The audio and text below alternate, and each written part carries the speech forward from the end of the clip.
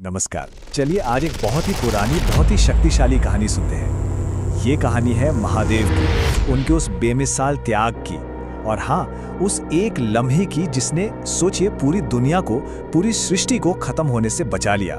जी हाँ, ये कहानी है नीलकंठ। तो सबसे पहला सवाल जो मन में आता है वो क्या है, आखिर हुआ क्या था? मतलब ऐसी क्या मजबूरी आ पड़ी कि एक देवता को जो पूरी दुनिया का रक्षक है उसे खुद जहर पीना पड़ा? इसका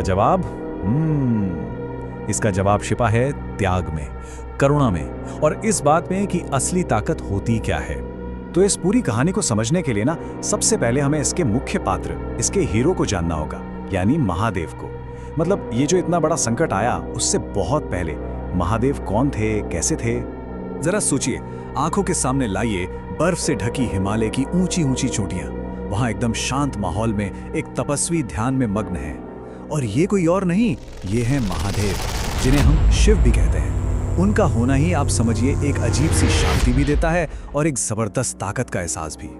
महादेव की हर एक चीज, हर एक प्रतीक उनके बारे में कुछ गहरा बताता है। जैसे उनके गले में जो सांप है वो दिखाता है कि समय भी उनके काबू में है। हाथ में जो त्रिशूल है वो दुनिया की 3 ताकतों को, सत्व, रजस और तमस, को बैलेंस करता है। लेकिन इन सारी शक्तियों से भी बढ़कर वो थे करुणा के सागर।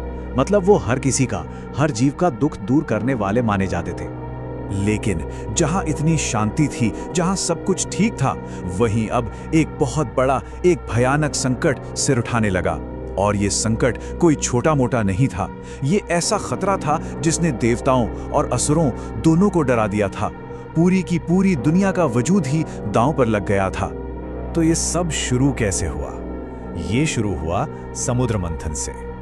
कहानी ये है कि देवताओं और असुरों ने मिलकर अमर होने के लिए, अमृत पाने के लिए एक बहुत बड़े सागर को मथना शुरू किया। लेकिन अमृत निकलने से पहले वहां से कुछ और ही बाहर आ गया। उस मंथन से निकला हलाहल, एक ऐसा खतरनाक जहर जिसकी गर्मी इतनी तेज थी कि मानो पूरी दुनिया, पूरी सृष्टि जलने लगी हो। हवा में जहर घुल गया और धरती पर हर जिंदगी खतरे में पड़ गई। किसी के भी पास इस जहर को रोकने की ताकत नहीं थी। तो सोचिए, सब बेबस थे। ऐसा लग रहा था कि अब तो सब खत्म हो जाएगा। ऐसे में सबकी नजरें, सबकी उम्मीदें बस एक ही शक्ति पर टिकी थी, वो शक्ति जो हमेशा इस दुनिया की रक्षा करती है। और बस यहीं से शुरू होती है उस बेमिसाल त्याग की कहानी। इस तबाही को देखकर महादेव सामने आए। उन्होंने एक सेकंड भी नहीं सोचा, जरा भी नहीं। पूरी दुनिया को बचाने के लिए उन्होंने उस जानलेवा जहर को अपने हाथ में उठाया और पी गए। और ये उन्होंने किसी मजबूरी में नहीं किया, ये फैसला था करुणा का, दया का। वो जहर इतना ताकतवर था कि उसने महादेव के गले को, उनके कंठ को नीला कर दिया। उन्होंने क्या किया कि उस जहर को अपने गले में ही रोक लिया, उसे शरीर में नीचे उतरने ही नहीं दिया, और इस तरह पूरी दुनिया को बचा लिया। और बस उसी पल से उनका नाम पड़ गया नीलकंठ, जिसका मतलब है नीले कंठ वाले। पर देखिए, ये कहानी सिर्फ दुनिया को बचाने की नहीं है, ये अपने पीछे एक बहुत गहरा मैसेज, एक सबक छोड़ गई। एक ऐसा सबक जो हमेशा के लिए है और आज भी उतना ही जरूरी है जितना उस जमाने में था।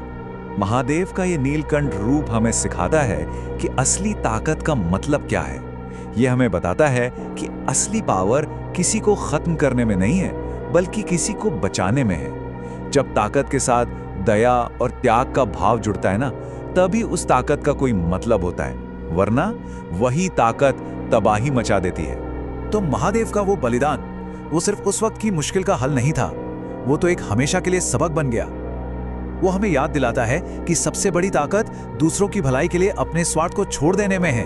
तो चलिए इसी शक्तिशाली जयकारे के साथ इस कहानी को यहाँ पूरा करते हैं।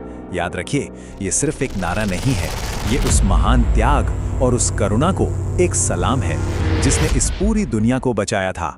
हर हर महादेव।